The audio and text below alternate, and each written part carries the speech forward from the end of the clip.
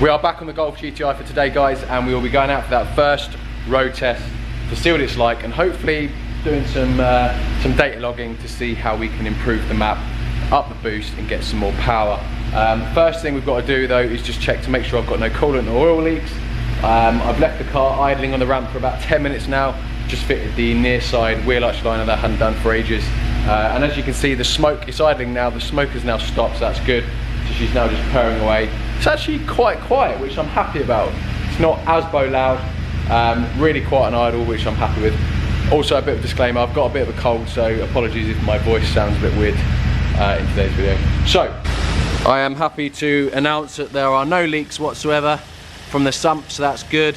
And also, there's no coolant leaks at the moment anyway. So, we're off to a good start.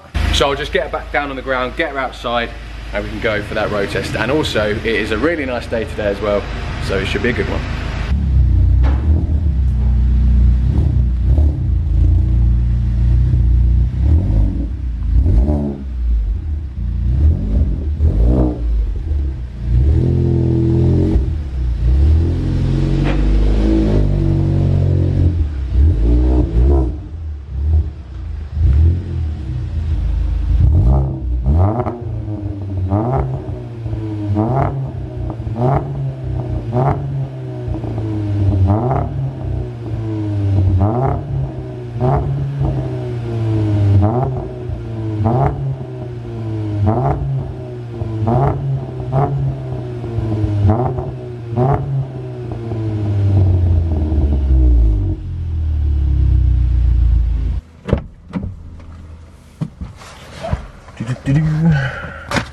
Right, road test time.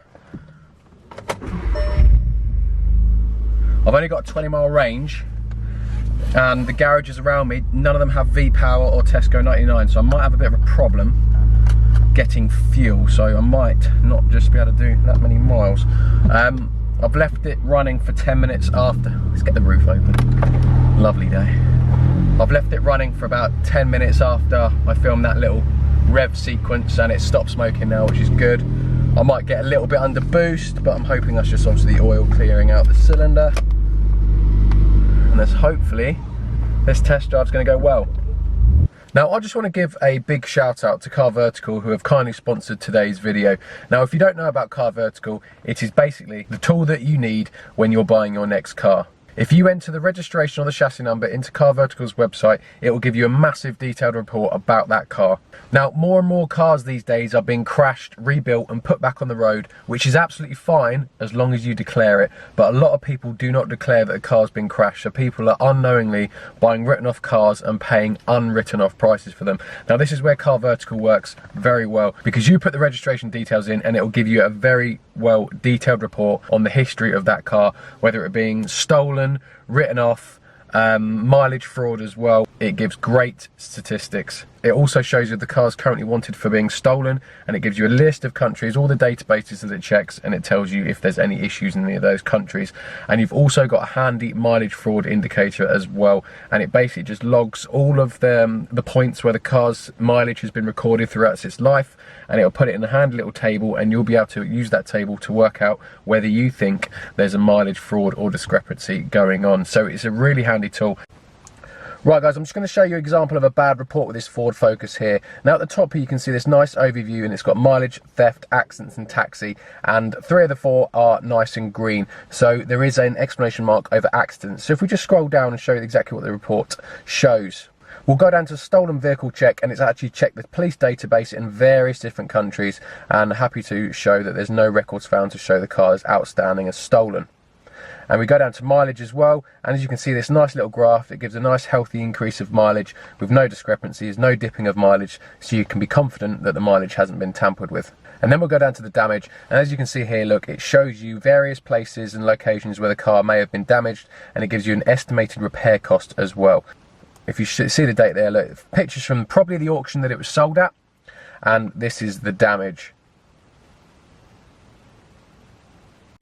So as you can see there, guys, it's actually a really handy, comprehensive overall tool that just checks just about everything. So if you're looking to buy a car soon or in the future, just click the link in my description, go over to the website, use my discount code for an extra 10% off your checks, guys, and yeah, use them for that peace of mind that the car you're buying is exactly what you want. So a massive thanks to Car Vertical for sponsoring today's video.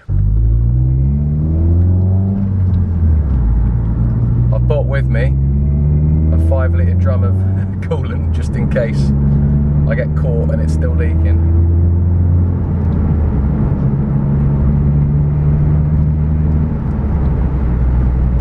Been a while since I drove this. It's a nice drive. It's nice and smooth actually. I don't remember it being this smooth before. Maybe the fact that I've fitted 8 new injectors, 4 new spark plugs, 4 new coal packs, new turbo. Everything's fairly new on it. Super unleaded as well, so that's going to help. Really smooth. And the good thing is, if you want it to be, it's relatively quiet. I don't know how much that pan roof's interfering with noise, so I'm sorry if it's going to come across horrible on camera. But I'm glad I went for the resonated exhaust, because actually this is nice and tame. You wouldn't really know. So if I did a drive-by, that's fairly quiet, which is I'm happy about. Right, I've just done 5 or 6 miles.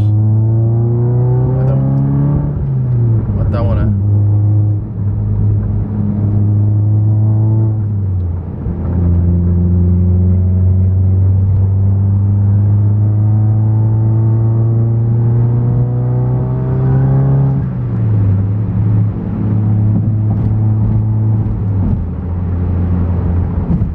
Check, because I can smell fuel quite a lot.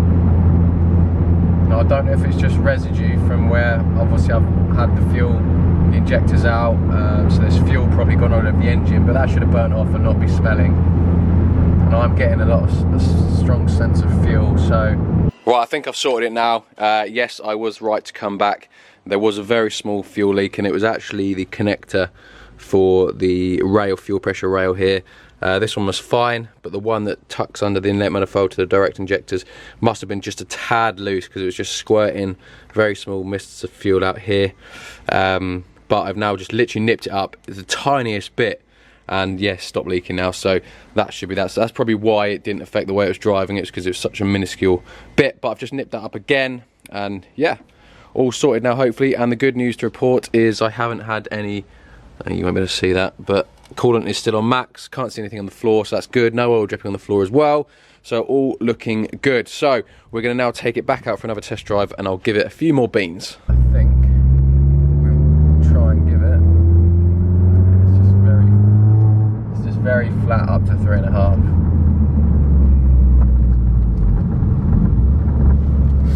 I don't know if I'll give it a second gear.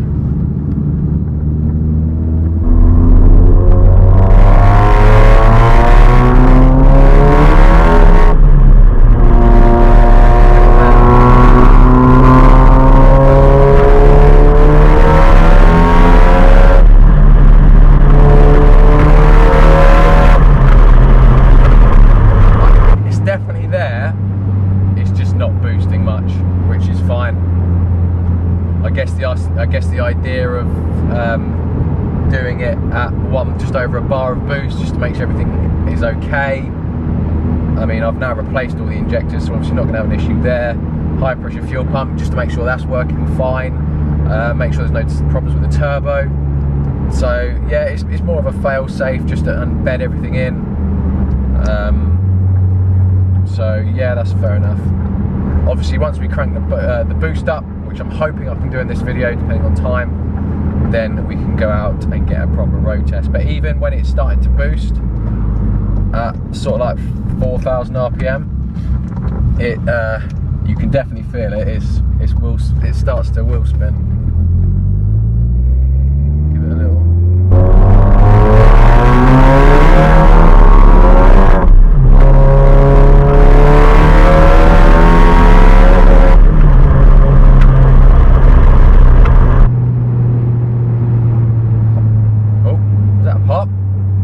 Sorry, I'm just setting up my logs.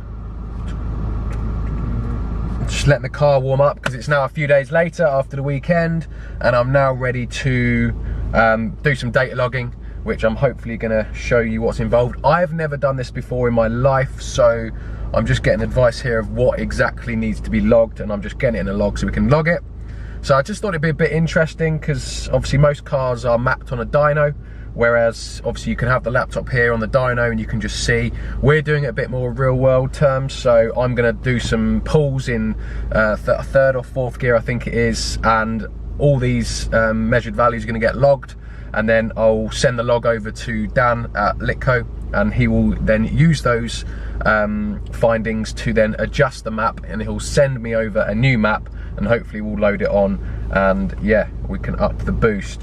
But this is essentially just to make sure everything's okay, and then using our measured values we can tweak what we've got.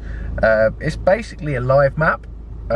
It's just a remote live map because I'm doing the logging and then I'm sending the findings over.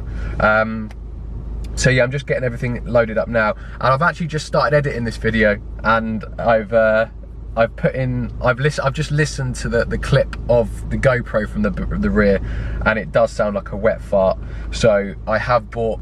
It does sound horrendous. It doesn't sound nowhere near as bad here. I think it's just the GoPro can't pick it up very well. But I have bought my other GoPro with the mic adapter, so hopefully that'll pick up better sound, and I'm going to do a couple of drive-bys when we're doing this pull. So I'm just making sure. I need to get fuel. I think we've got V-Power now, so that'll be my first stop. But I think we've got everything. I just need to work out what I've got to do. Right, so what we've got to do, fourth gear pull, from 2000 RPM all the way to the red line. So we've got to do that a few times, and we're going to log it. So I'm going to put my laptop here, ready. So what I'm going to do is actually, so you guys can see it as well, I am actually going to set up a screen grab so you can watch the figures, and I am going to log them as well. How do I do this? Right, just filled up 3/4 of a tank of V-Power. I'm recording the screen and I'm recording the log, so I am going to go out and do some figures. Right, go.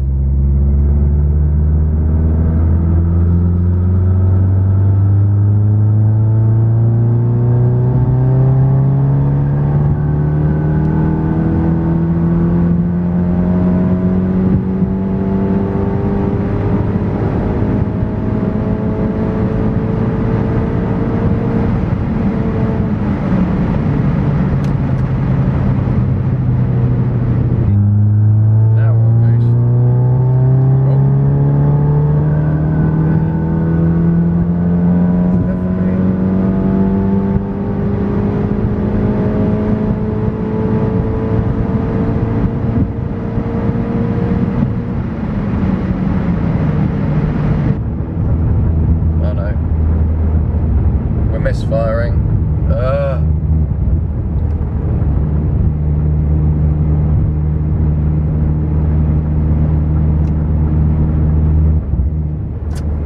No, we've got a problem. Bloody cars, honestly.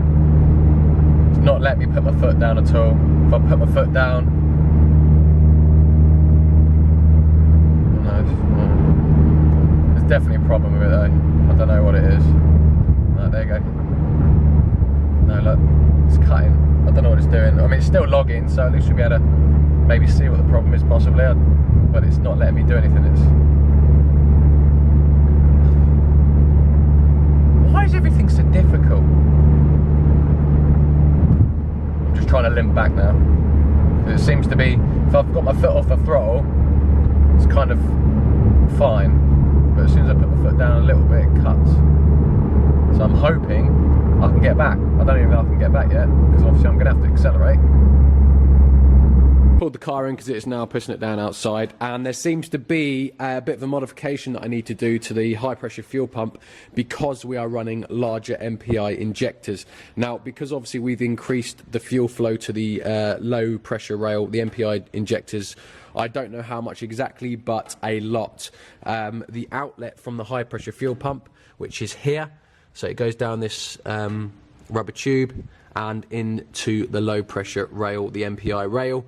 But the outlet of the high pressure fuel pump is actually a really small hole. It's less than 1 millimeter. Now that is fine when we were running the standard map with the standard injectors, but now we've got 980cc MPI injectors. We need that hole to be a lot bigger to basically supply enough fuel to the rail to the car. So we're going to have to remove this little brass fitting in here and drill out that hole to enable a bigger fuel flow.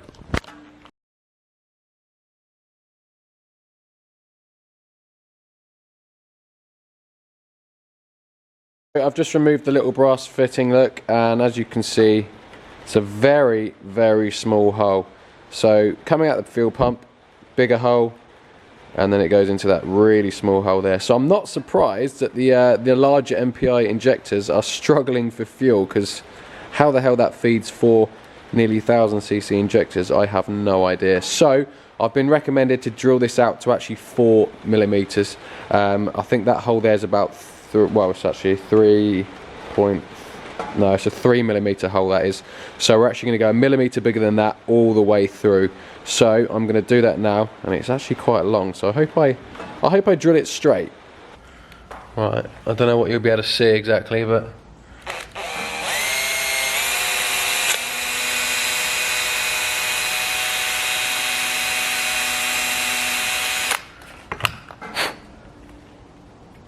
well, that actually went really well, purely because most of this shaft had actually already been drilled out to the entry size, so I actually didn't have to do anything. I just had to follow the already cut hole and yeah, just poke it out the end. So now that is 3 mil. Is that really 1 millimeter bigger? Surely not, that's massive. Right, I've tried to drill it out to 4 mil, but I have given up. I kind of need to do it in a 3.5 mil to 4 mil stage, but I don't have a 3.5 mil, and as you can see, look, cut my hand, plaster. I don't have a 3.5 mil that's any good, so I'm going to leave it at 3. I've just been told that 3 millimeters should be sufficient anyway. I mean, it's nearly 4 times bigger than what it was before. So, I'm going to refit that, and I think we're going to go out for another pull, another log, and see if that fixes our low pressure fault. Right, I've just refitted that, pretty easy, only took 5-6 minutes in total. Just had to remove the intake for the millionth time. Right.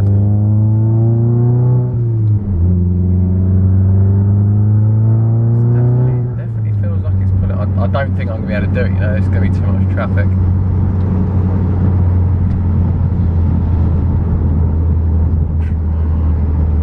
Nah, it's not gonna happen. It's raining now as well.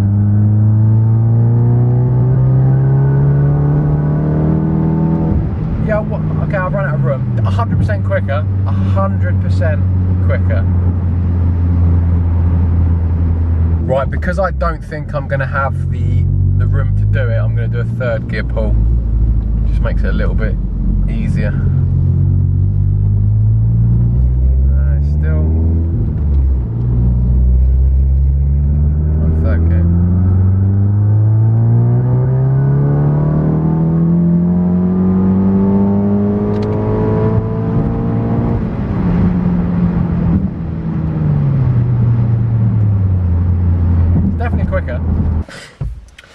Right, I've just made it back, again, fine. It mainly just, it doesn't feel like a proper misfire, it just feels like spluttering. And it's doing it mainly under light throttle, not under wide open throttle. I'm just having a look at the logs now, and I can't really see it. I mean, I'm honest, I don't 100% know what I'm looking at. All I'm looking at is fuel pressure, high pressure fuel pump, having a look at the specified value versus the actual value, and although they're not perfect, they're not too dissimilar. There's no like obvious differences. Yeah, so I don't know if that's an issue or not. I mean, I'm going to send all the logs that I've done over to Dan at Litco, and he can maybe dissect them, or he'll be able to do it a lot better than me. And maybe we just need to adjust the map, or he can see an issue in the logs. But for now, I'm out. I'm not a software person. So I'm going to send them over. Hopefully he'll have a look at those tonight and get back to me tomorrow. So resume tomorrow.